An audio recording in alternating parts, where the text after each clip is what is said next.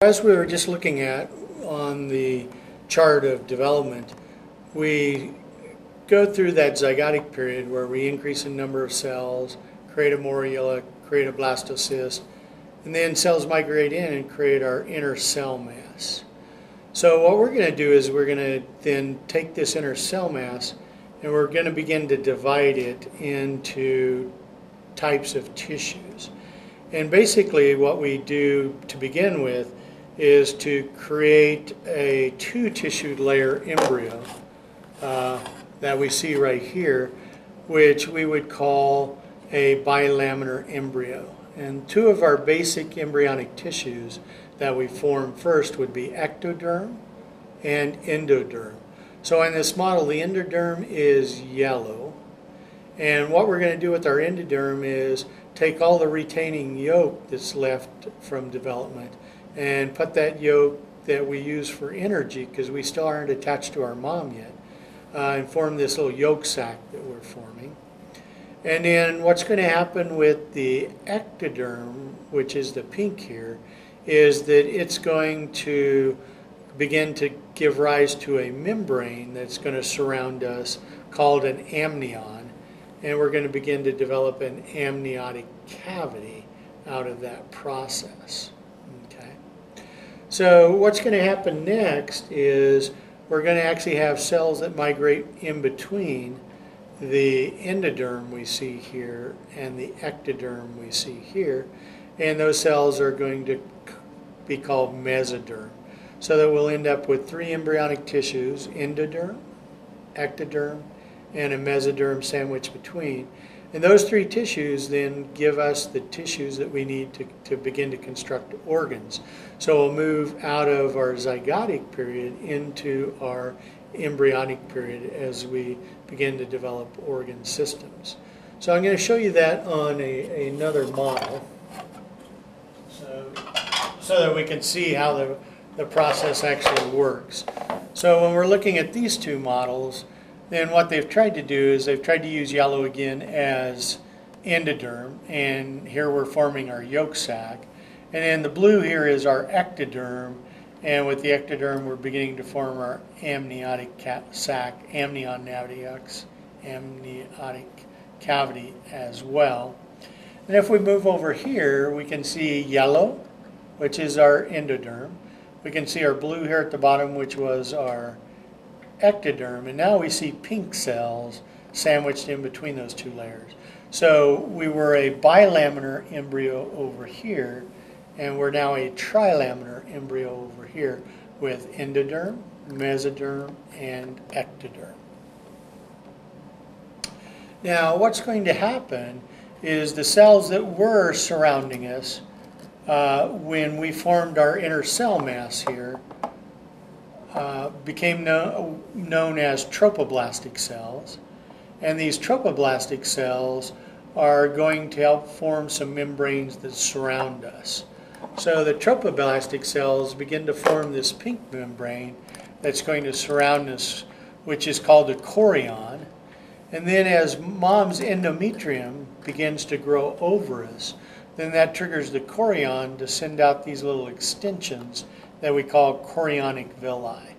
Now, just as a reference point to put this into context with what you have seen, is if you hard boil an egg and then you crack the egg, there's that membrane that's inside the egg shell, between the eggshell and the egg white once you've boiled it. That membrane would have been the chick's chorion had a chick formed, and it would have been like this pink layer of cells. So what's going to happen as this process continues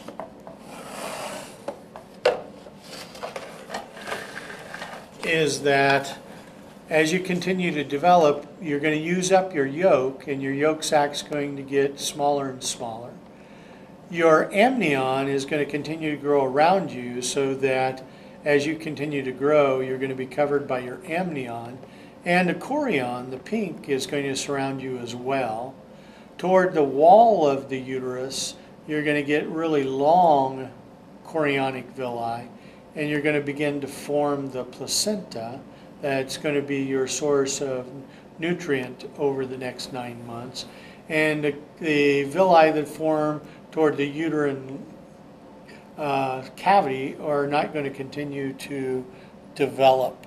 And so we're going to end up forming our placenta over here. So when we look at this, the events that are occurring here, what we're doing is we're creating membranes that are going to support us.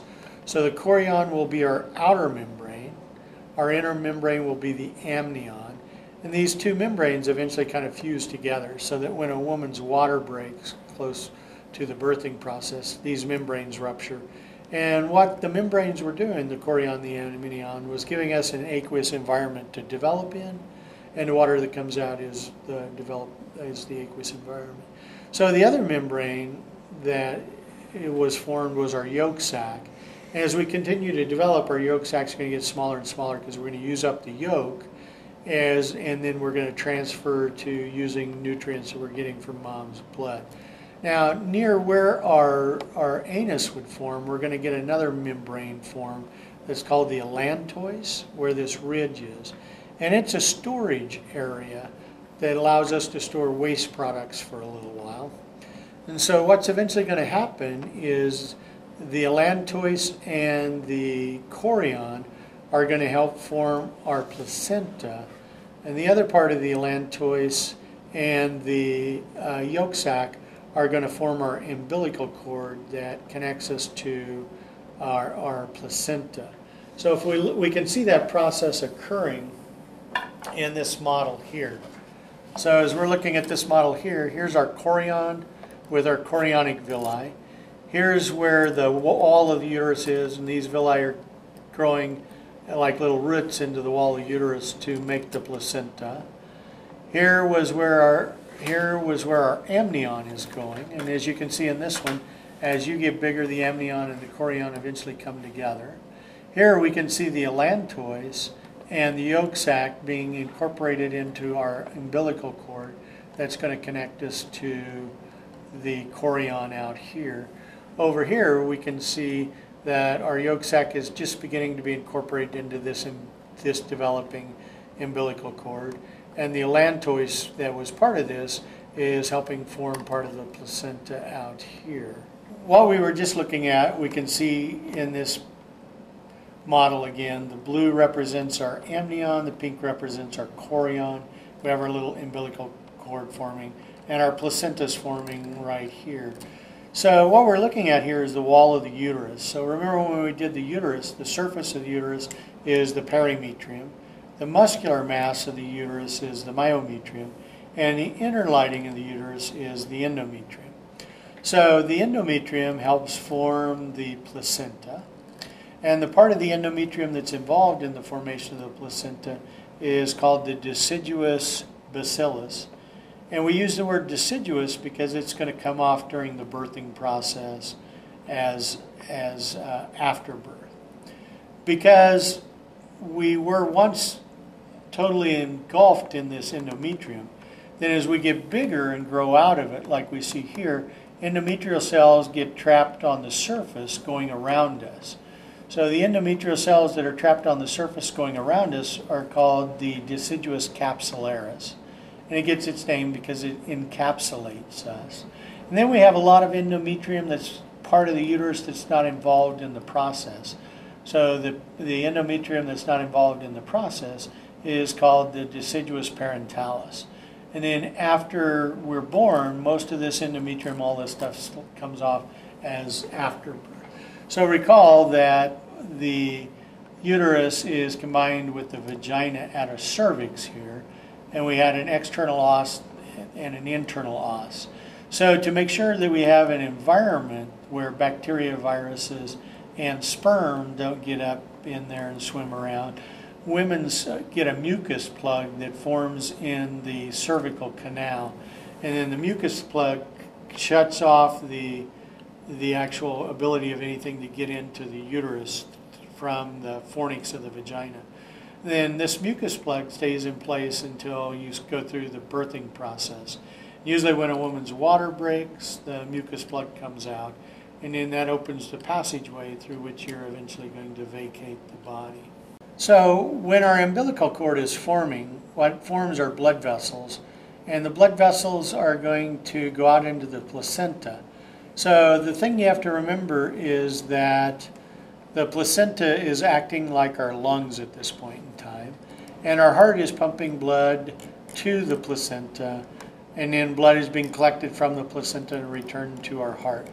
So remember that blood goes from our heart to an organ via an artery, and blood comes back from an organ to our heart via vein. So the placenta is like an organ for the baby.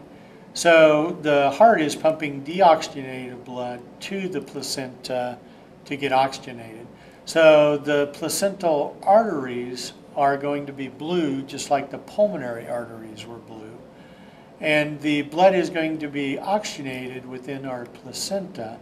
So the placental vein is going to carry oxygenated blood back to our heart, and so it will be red. So if we look at this model, this represents a model of the placenta. And so this would be your umbilical cord cut. And so we have two umbilical arteries, which would be blue, and we have one umbilical vein that would be red. So this would be these two would be carrying deoxygenated blood from the baby's body to the placenta. This is carrying oxygenated blood from the placenta back to baby's body. So in kind of organizing yourself on the placenta, this kind of blue thing represents your amniotic chorion. And so the tissue behind it is the placenta. So if we take a slice of this placenta and laid it over here, then this purple is this purple, so the baby would be down here. This is the wall of mom's uterus at the top. So here we have the chorionic villi extending out into mom's uterine lining. We get little openings where mom's blood pools, which are called placental sinuses, and that allows for the exchange of material between mom's blood and baby's blood. So since this is the tissue that's going to eventually be lost during childbirth and the subsequent afterbirth, then this is our deciduous bacillus, and that's part of mom. This is the chorion, which developed from baby's tissue, and the amnion, and then these are the chorionic villi that would be part of baby's tissue.